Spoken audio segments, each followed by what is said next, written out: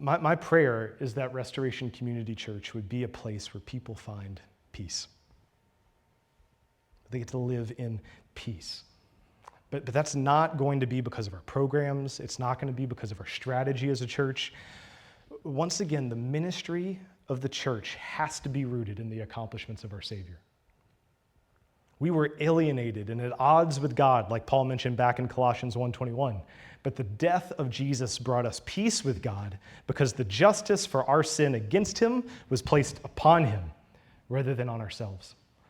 Jesus died for us and he conquered that death in his resurrection. He is our peace and he's our victory. And only when we let what Jesus has accomplished for us in the gospel rule the motives and the desires of our hearts are we going to see the kind of unity in our church that this passage is describing. He's got to be the foundation.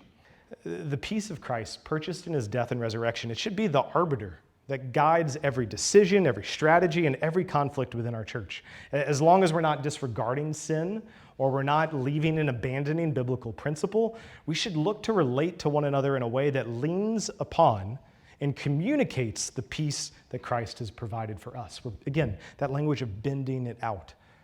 And if that's the case about Restoration Community Church, if that is who we aspire to be and who by God's grace we're able to be, then that is something, like he says at the end of that verse, to be thankful for.